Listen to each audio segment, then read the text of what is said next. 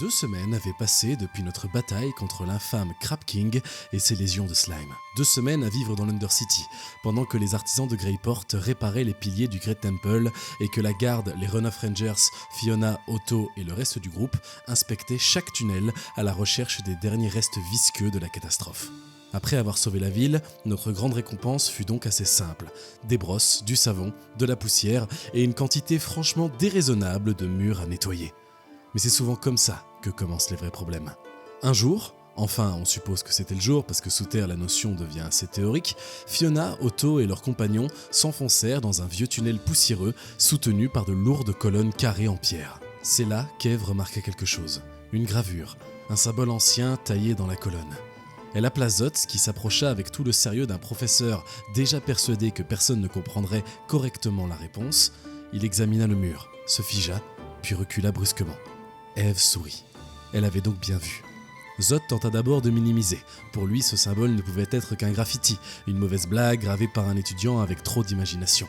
Mais l'histoire qu'il finit par raconter n'avait rien d'une plaisanterie. Ce symbole appartenait à un ancien ordre de mystiques, un groupe censé avoir disparu depuis longtemps. Des mages qui avaient ignoré les avertissements du Conseil des mages, pratiqué des arts interdits, réduit des élémentaires en esclavage et utilisé leur pouvoir volé pour créer des objets magiques d'une puissance inquiétante. Eve ajouta les détails que Zot préférait passer sous silence. Des rumeurs de magie brute injectées dans des cobayes capturés, de corps déformés par le modelage de la chair et d'expériences qui n'auraient jamais dû exister. Zot protesta aussitôt. Impossible, ridicule, de simples légendes d'étudiants du collégium. Puis, Déhydre s'approcha à son tour de la gravure. Et son verdict fut beaucoup plus dérangeant. Ce symbole, il avait l'air récent. Même si ce n'était qu'une blague, quelqu'un venait de la graver ici, dans l'Undercity, à l'écart des regards. Eve et Zot lancèrent alors un sort de détection. Une lueur bleue parcourut le couloir, révélant une trace magique, élémentaire, instable et proche. Fiona resserra la prise sur son arme. Otto se plaça à ses côtés, le groupe suivit la piste, et au bout du passage, le tunnel s'élargit en une grande salle grossièrement taillée. Sur le sol, plusieurs corps avaient été disposés en cercle. Leurs yeux morts fixaient le plafond, leur chair portait des cicatrices, des plaies recousues, des runes gravées au fer rouge. Puis, des éclairs jaillirent de la pierre.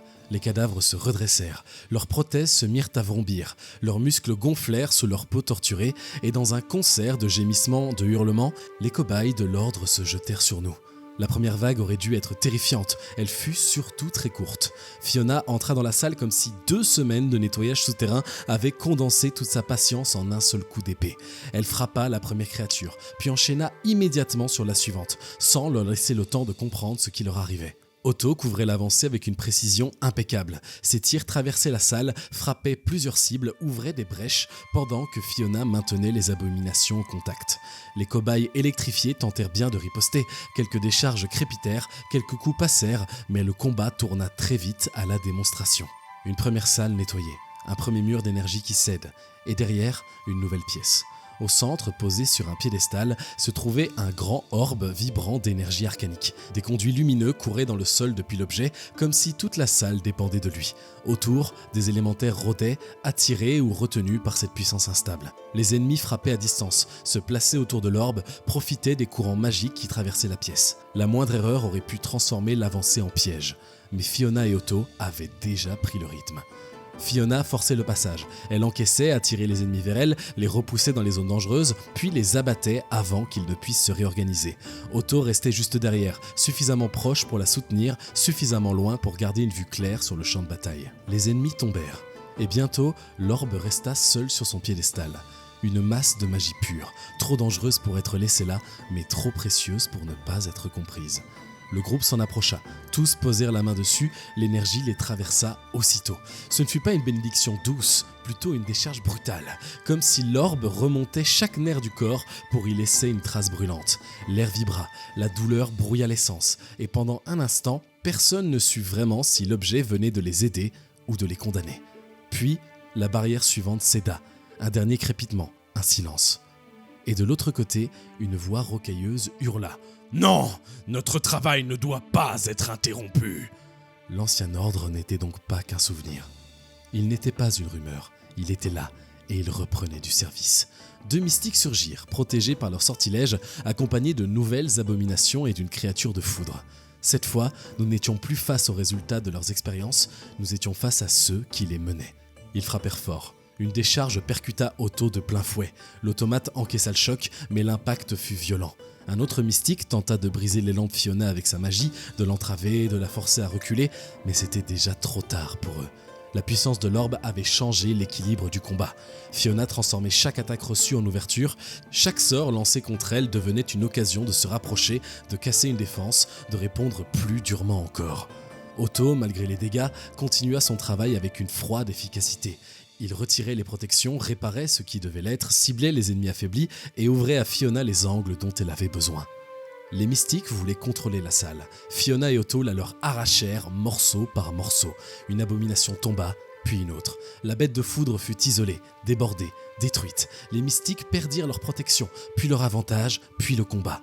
L'opération entière de l'Ancien Ordre s'effondra dans une série de crépitements, de conduits brisés et de silences fumants. Ce ne fut pas une victoire difficile, ce fut une victoire écrasante. Le genre de victoire qui laisse presque un malaise derrière elle parce qu'on comprend que ce qu'on vient de détruire n'était peut-être qu'un avant-poste.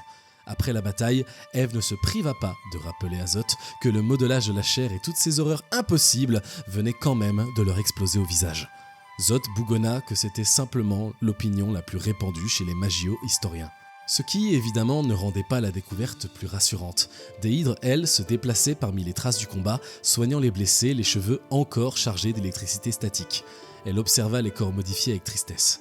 Ces pauvres gens n'étaient pas seulement des ennemis, ils avaient été des victimes. Fiona, dont la coiffure résistait étonnamment bien aux catastrophes magiques, ne trouva pas grand-chose à rajouter, à part un frisson. Et puis Gerki surgit de l'autre côté de la salle, traînant derrière lui un grand coffre richement orné. Enfin, quelque chose pour remonter le moral. Il posa le coffre sur la pierre, dans un bruit sourd, accompagné du tintement familier d'objets de valeur. Le genre de son qui, chez les aventuriers, agit presque comme une musique sacrée. Gerki se mit au travail sur la serrure. Et c'est précisément là que Zot cria. Il venait de trouver un livre relié en cuir, marqué du symbole de l'Ancien Ordre. Gerki sursauta, tordit son crochet et lança un Zot à regard capable de maudire 3 générations de magiciens. Mais le contenu du coffre valait malheureusement l'interruption. À l'intérieur, Zot découvrit des notes, des schémas, des dessins. L'ordre était plus vaste qu'il ne l'avait imaginé, bien plus profondément implanté autour de Greyport. Il travaillait avec d'autres factions malfaisantes et possédait au moins une autre base dans un lieu riche en magie, loin des regards. Zot tourna une page. Le dessin représentait un grand bâtiment coiffé d'un dôme, perché au sommet d'une montagne isolée. Au-dessus, un ciel étoilé. Sur le toit, une ouverture laissant s'échapper des faisceaux d'énergie noire. L'ancien observatoire du Collégium, dans les montagnes à l'ouest de la ville. Impossible de savoir ce que les mystiques y préparaient, mais une chose était certaine, l'enquête ne faisait que commencer. Gerki lui demanda simplement si l'on pouvait d'abord prendre une minute pour savourer son moment préféré dans la vie d'un aventurier.